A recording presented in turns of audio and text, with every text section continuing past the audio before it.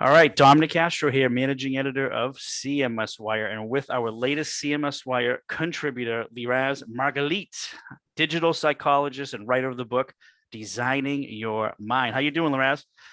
I'm very well. Thank you for inviting me. Well, thank you for coming on here today with us. Talk about your article, your latest article. You've been a contributor for many, many years. Yeah. We appreciate it so much. This is a fascinating topic. I read this piece and edited this piece with such interest. Thank you. Corporate psychopaths. Let's just start there, Liraz, and tell us just about, how do you define that? How do you define a corporate psychopath? Okay. So we are talking about set of traits, and this is not the regular psychopaths that you know from the movies. So like Dexter, like you mentioned Dexter in the article. Yeah, exactly. Or Hannibal Lecter. I love that, by the way. I'm a big Dexter fan. Really? Oh, huge, huge. Would you like me to tell you what does it say about you? Yes, no, please. So let's start with the organizational psychopath or corporate psychopath. And you know what? They are often highly intelligent. They are manipulative and charming. And these set of traits actually characterize the new kind of psychopath. So this is not the psychopath who is well known to us, but we are talking about people who have a type of personality disorder, which includes some of the characteristics of those characters.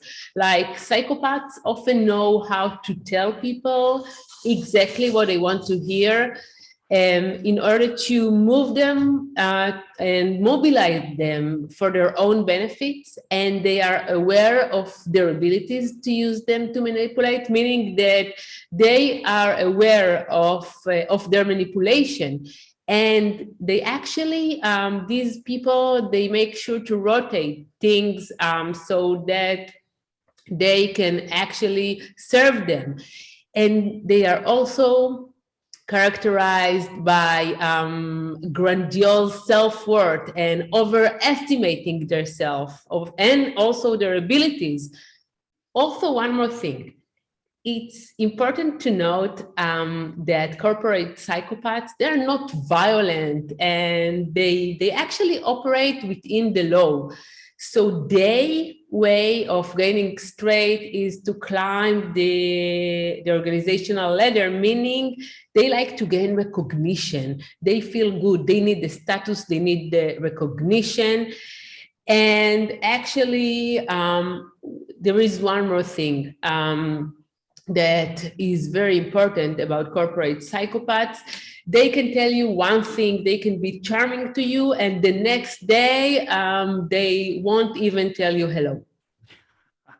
And that's the thing you write about in the article. Another one of my questions is that personal charm. Like they can really, in the workplace, present up front as this charming person, helpful, thoughtful, but like you said, flip, and just like that, they're all of a sudden they're ruthless. So what do they kind of like butter you up in a sense and like, hey, I'm this great person, but no, I'm really not.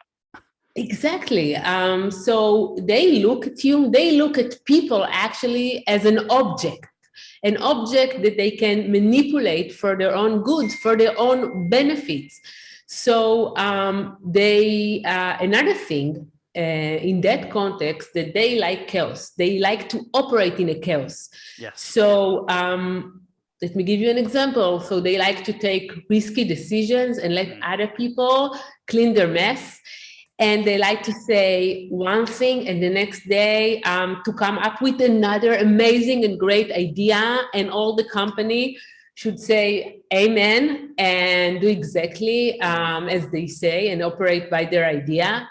And also they can make people feel like they are their favorite and they trust them. and then they can ignore them altogether. Wow. So they do this not because they are bad. It's not like they're enjoying doing this, because like if we are talking for a minute about the difference between psychopath and the sociopath and psychopath. So these sociopaths, they like to do to harm people for their own benefit. This is what makes them feel good. But when we're talking about psychopaths, they feel good when they benefit. And if they think that they can benefit from you, they will use you. And then if they don't need you anymore, they will throw you away. Yeah. You know, one thing I was thinking of in the era of remote work, right? So we've been in this remote setting. I mean, a lot of us have been in the remote way before COVID, but most of the workforce went into remote setting, of course, starting in like February, March 2020. What did that do for corporate psychopaths? I mean, I would think remote is less of a platform to actually, make gains, these selfless, these ruthless gains in a remote work setting. Like I see psychopaths, corporate psychopaths, thriving more in an in-person setting. What do you think? Right. So this is a very interesting question. And actually, they felt bad in this type of environment, because in order to act up and actually to manipulate people, they need to see people. They need this personal interaction, because they have extremely high emotional intelligence. And in a way, when we talking via Zoom or other video platform, they lose some of their charm and they feel like they are losing their power. Yeah, I could see that. And I thought that remote work kind of wiped out that all the phoniness Exactly. of the workplace, because if you're a phony person, you're just trying to get ahead by smooth talking or coming up with things people like to hear. You can do that. You can get away with that in person.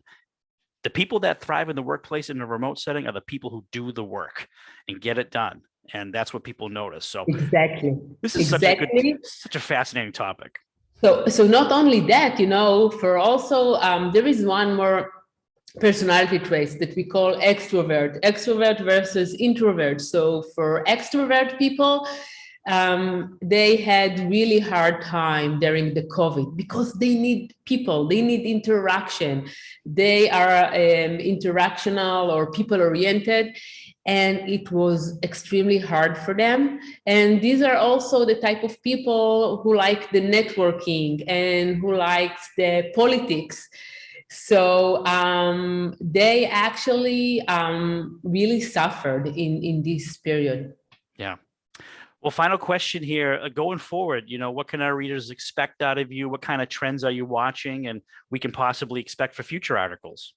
Okay, so I think that there is a major trend right now, and this is, I think, the combination of, or the merge of different type of brands. Like if you're thinking about really high-end brand with like a casual brand.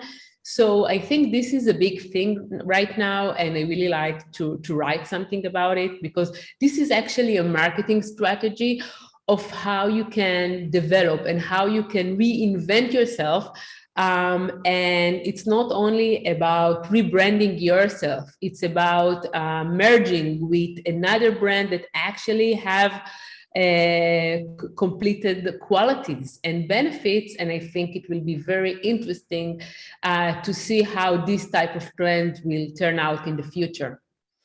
Well, we look forward to that. Liraz Margalit, we appreciate you joining us here at CMSWire and being a CMSWire contributor, author of Designing Your Mind. Look forward to catching up down the road. Thank you so much. All right. Have a good day. You too. All right.